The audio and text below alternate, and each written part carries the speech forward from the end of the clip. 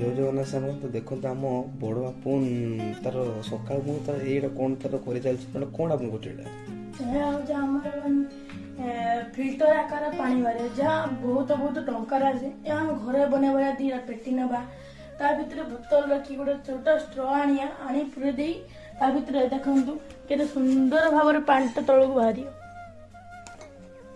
ଖୋଲିଲେ ଦେଖନ୍ତୁ ଆରେ ହଁ ତ ବୋଇଲା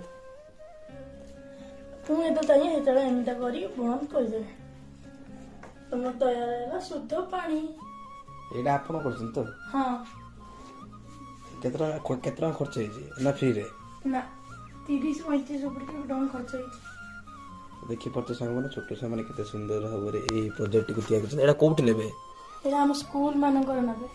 ସ୍କୁଲରେ ଯିଏ ଫାଷ୍ଟ ହବ ତାକୁ ନେଇ କ'ଣ ମାନେ ପ୍ରାଇଜ ଦେବେ ନା କ'ଣ? ନା ଯିଏ ଏଠି କେହି ଫାଷ୍ଟ ହେବେ ନାହିଁ ଏହା ଗୋଟେ ଆମ ଫଙ୍କସନ ଦିନ ତାକୁ ସବୁ ଗୋଟେ ସମସ୍ତଙ୍କୁ ସାର୍ଟିଫିକେଟ ଦେବେ ଯାହାର ଭଲ ହବ ସେ ବ୍ଲକ ସ୍ତରୀୟ ଯିବ ବା ବ୍ଲକ ସ୍ତରୀୟ ଡାକିବେ ତା ହାଟି ପୁଣି ଯାଉ ଡିଷ୍ଟ୍ରିକ୍ଟ ଲେବୁଲ ଯିବ ଡିଷ୍ଟ୍ରିକ୍ଟ ଲେବୁଲ ହେଇଗଲା ପରେ ଯାଇକି ଅନ୍ୟ କିଛି ଯାଇ ପ୍ରଥମେ ଗୋଟେ ପ୍ରାଇଜ ପାଇଛି।